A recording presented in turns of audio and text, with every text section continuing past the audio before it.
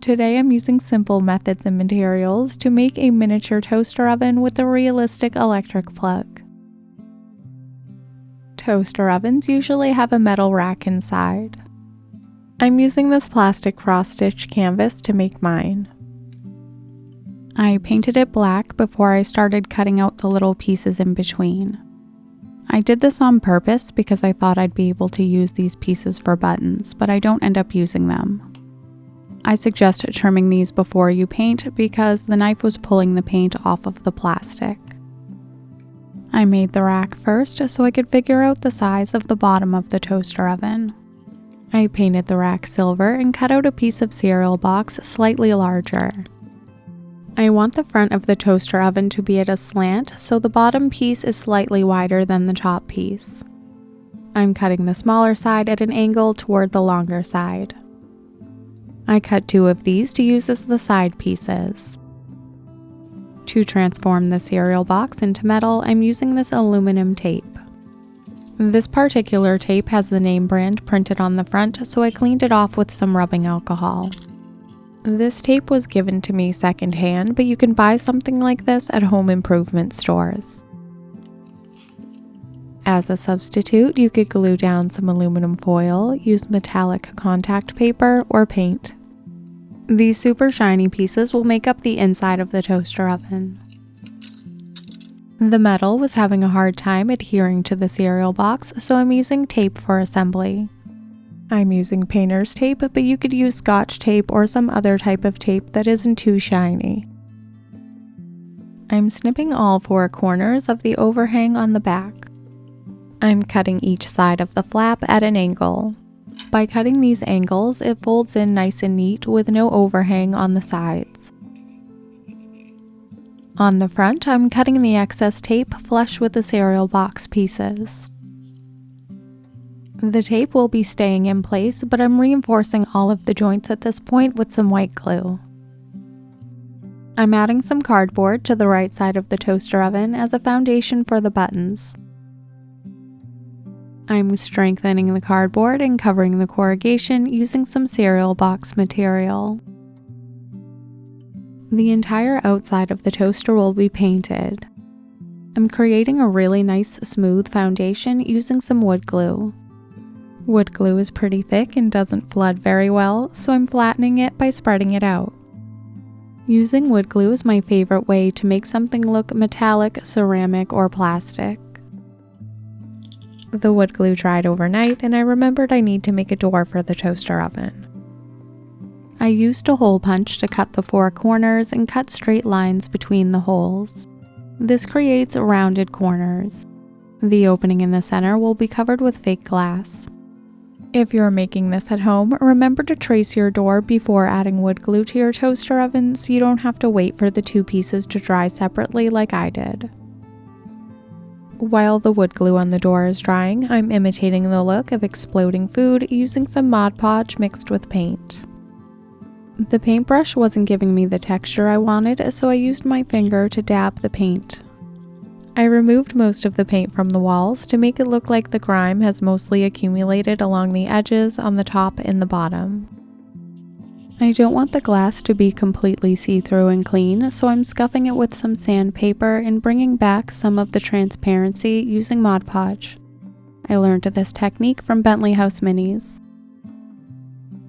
I thought paint might be too aggressive, so I'm rubbing some shaved chalk pastels into the textured side of the plastic. I'm concentrating the color around the edges. I'm painting all of the dry wood glue with some black enamel paint.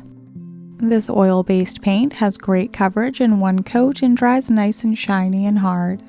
You could substitute nail polish or acrylic paint with a sealer. I won't be removing the tray, so I glued it in place.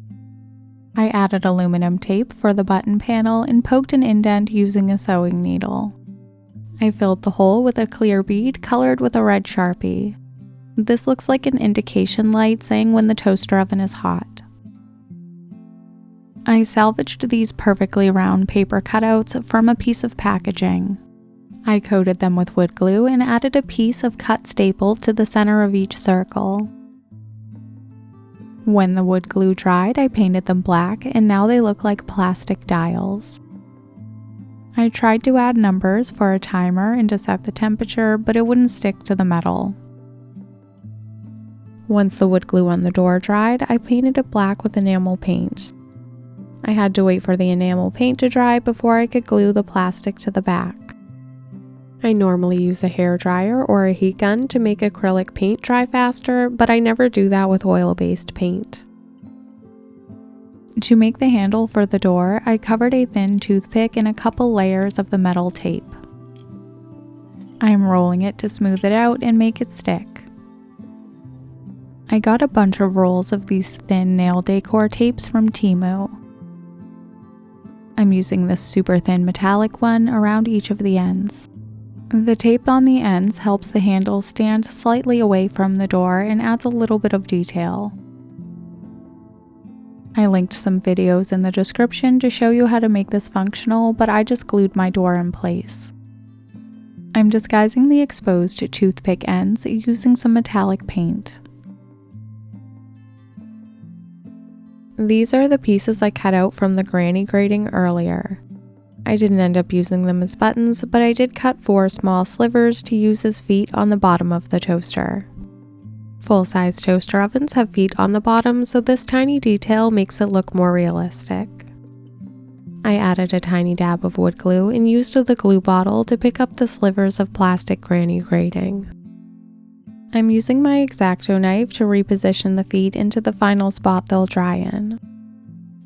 Whenever I'm painting small amounts of enamel paint, I like to use a toothpick for application.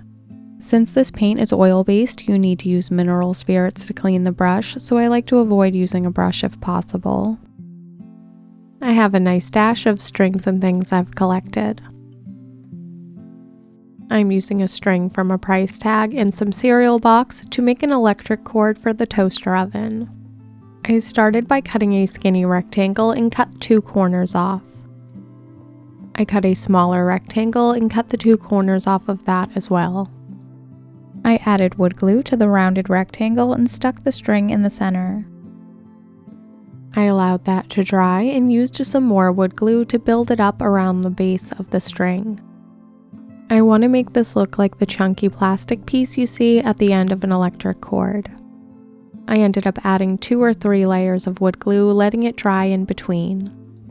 The appliance I'm making is from the 90s, so I'm painting the cord black. If this appliance was a bit more vintage, I would paint this brown. To make the teeny tiny prongs that stick out the end, I'm adding a layer of wood glue to start. I'm cutting multiple lengths of this thin strip of computer paper so I can choose 2 prongs that are the same size.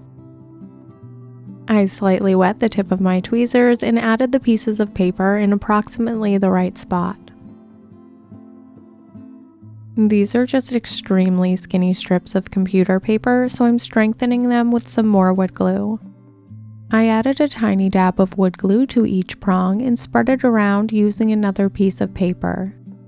I coated the paper prongs front and back and settled them into their final place before letting the wood glue dry. Once the wood glue dried, I painted them using some more Tester's enamel paint. I used acrylic paint to cover any of the silver that got onto the black plastic plug.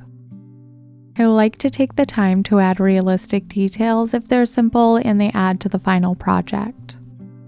The handle is technically sitting directly on the door, which isn't very realistic, but nobody will ever look at this from the top down, so I didn't care to fix that.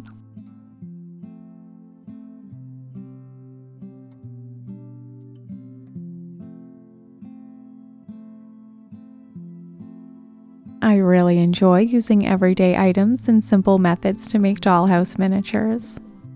Thank you so much for watching until the end.